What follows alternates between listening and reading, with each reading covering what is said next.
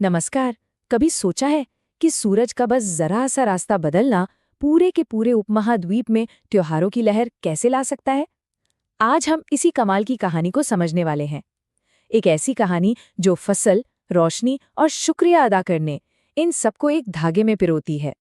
तो कहानी शुरू होती है एक बहुत ही सिंपल लेकिन उतने ही गहरे एस्ट्रोनॉमिकल फैक्ट से कि सूरज अपना रास्ता बदलता है। और बस यही छोटा सा बदलाव पूरे भारत में जश्न की एक नई वजह बन जाता है। तो सवाल ये उठता है कि आखिर कैसे आसमान में होने वाली सिर्फ एक घटना पूरे सब कॉन्टिनेंट को एक साथ ले आती है?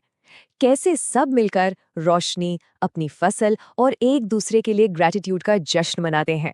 चलिए आज इसी फैसिनेटिंग कनेक्शन को एक्सप्लोर करते हैं। तो चलिए सफर की शुरुआत करते हैं ठीक वहीं से जहां से ये सब शुरू होता है, सूरज की उत्तर की तरफ यात्रा से। ये सिर्फ एक एस्ट्रोनॉमिकल टर्निंग पॉइंट नहीं है, बल्कि एक नई उम्मीद की किरण भी है। सबसे पहले बात करते हैं मकर संक्रांति की। देखिए, ये त्योहार उस पल को सेलिब्रेट करता है जब सूरज मकर राशि यानी कैप्रिकॉर्न में एंटर करता है। अब इसका मतलब क्या है? इसका मतलब है कि अब से दिन लंबे होने लगेंगे और रातें छोटी। और ये अपने आप में एक बहुत पावरफुल सिंबल है, अंधेरे पर रोशनी की जीत का, एक नई शुरुआत का। और इसी एस्ट्रोनॉमिकल इवेंट से जुड़ा है उत्तरायण का कॉन्सेप्ट। ये वो ऑस्पिशियस 6 महीने का पीरियड है जब सूरज नॉर्दर्न हेमिस्फीयर की तरफ अपना सफर शुरू करता है। जानते हैं, पुरानी मान्यताओं में तो इसे देवताओं का दिन भी कहा जाता है। मतलब स्पिरिचुअल एक्टिविटीज के लिए ये वक्त बहुत ही पावरफुल माना जाता है। लेकिन बात सिर्फ प्लैनेट्स और स्टार्स तक ही नहीं है।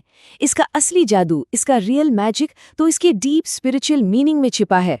तो चलिए अब जरा ये समझते हैं कि ये त्योहार अंधेरे पर रोशनी की जीत का प्रतीक कैसे बन जाता है। उत्तरायण की सिंबलिज्म आप देखिए कितनी गहरी है। एक तरफ है अंधेरा जो हमारे अंदर के अज्ञान, नेगेटिविटी को दिखाता है, और दूसरी तरफ है उगता हुआ सूरज जो रोशनी लाता है, यानी ज्ञान, पॉजिटिविटी और आखिर में लिबरेशन का रास्ता। ये असल में एक इनर जर्नी का सिंबल है। हमारे पुराणों में भी इस दिन की खास अहमियत है। ये वही वक्त है जब सूर्यदेव उत्तर की ओर अपनी यात्रा शुरू करते हैं और अंधेरे और अज्ञान पर रोशनी की जीत होती है। महाभारत की एक बहुत ही पॉइनेंट कहानी याद आती है ना। भीष्म पितामह ने अपने प्राण त्यागने के लिए इसी शुभ दिन का इंतजार किया था। उनका मानना था कि ये मुक्ति पाने का सबसे सही समय है। तो अब आसमान से उतरकर जरा जमीन पर आते हैं, क्योंकि ये त्योहार सिर्फ स्पिरिचुअली नहीं है, ये हमारी धरती से भी बहुत गहराई से जुड़ा हुआ है। ये कॉस्मोस को हमारी क्रॉप से जोड़ने का त्योहार है, ग्रैटिट्यूड का त्योहार है। सोचिए, ये कितनी पुरानी ट्रेडिशन है प्रकृति की उन शक्तियों को, सूरज को, धरती को, नदियों को थैंक यू बोलने की, जिन्होंने हमें सब कुछ दिया है।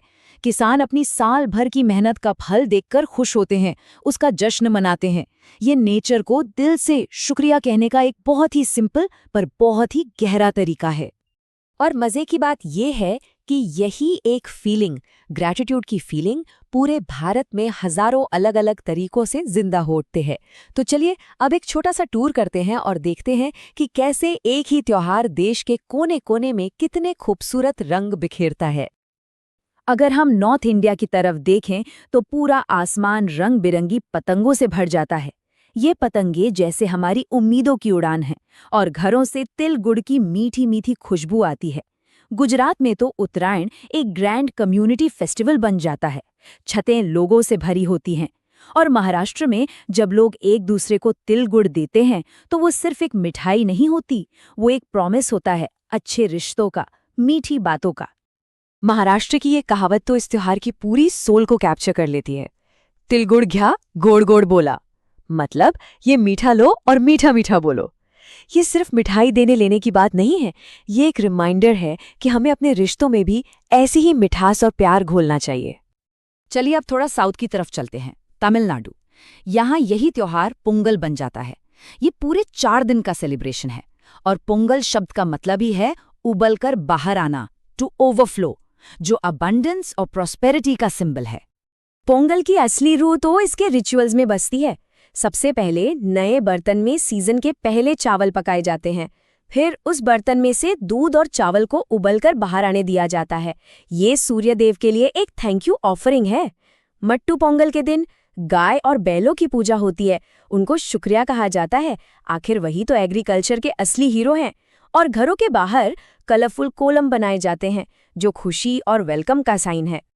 और सोचिए उस पल के बारे में जब वो बर्तन उबलता है और दूध चावल बाहर आते हैं तो हवा में बस एक ही आवाज गूंजती है, पोंघालो पोंगल। ये खुशी का, अबंडेंस का और टुगेदरनेस का एक बहुत ही पावरफुल मोमेंट होता है। तो हमने देखा ना, नाम अलग हैं, रीति रिवाज अलग हैं, लेकिन इन सभी त्योहारों के दिल में एक ही मैसेज धड़कता है। ये रिन्यूअल की, एक नई शुरुआत की रिदम है जो पूरे देश को एक साथ जोड़ती है। उत्तर में गंगा के किनारे से लेकर दक्षिण में धान के लहलहाते खेतों तक ये त्योहार पूरे भारत को ग्रैटिट्यूड की एक ही धुन में बांध देते हैं। ये हमारी कल्चरल डाइवर्सिटी में यूनिटी का कितना खूबसूरत एग्जाम्पल है। और शायद सबसे ज़रूरी बात, ये त्योहार हमें एक बहुत ही पावरफुल रिमाइंडर देते हैं। ये हमें याद दिलाते हैं कि हमारी अपनी जिंदगी भी सूरज की तरह ही है, हमेशा आगे बढ़ती रहती है और हर अंत अपने साथ एक नई शुरुआत का वादा लेकर आता है। तो ये हमें सोचने पर मजबूर करता है ना, कि चाहे वो खेतों की फसल हो या हमारी अपनी मेहनत का फल, हमारी जिंदगी में वो कौन सी हार्वेस्ट है जिसे सेलिब्रेट करने का वक्त अब आ गया है।